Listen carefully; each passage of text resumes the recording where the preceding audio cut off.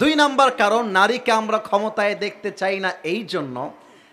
আমার মায়েরা, আমি আপনাদের বিরুদ্ধের কোনো মানুষ নই। আমার যুবকরা আপনাদেরকে শ্রদ্ধা করে, আপনাকে হিসেবে আমরা দেখি। আমি অশ্রদ্ধা করে বলছি না। নারীদেরকে ক্ষমতা দেওয়া যাবে না এই জন্য কারণ নারীদের ভেতরে আবেগ কাজ করে বেশি, বিবেক কাজ করে কম। কথা ভুল বললাম না ঠিক বললাম? বলো বলো। আমাদের দেখবা বিবেক কাজ করে বেশি।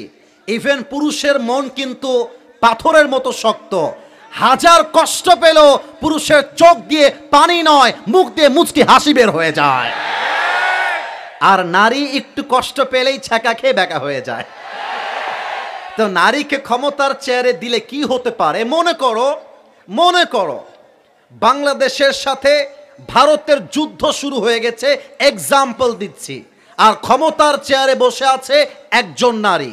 মাথায় রাখবা, নারী যখন রক্তপাত দেখবে, গুলি দেখবে, অ্যাটাক দেখবে, বিমান হামলা দেখবে, নারী হিসেবে তার ফিতরত অনুযায়ী তার মাথা কাজ করবে না।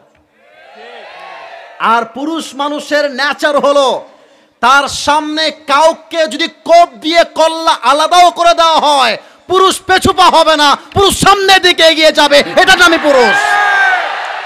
নারীদেরকে আল্লাহ আবেগ দিয়েছেন বেশি।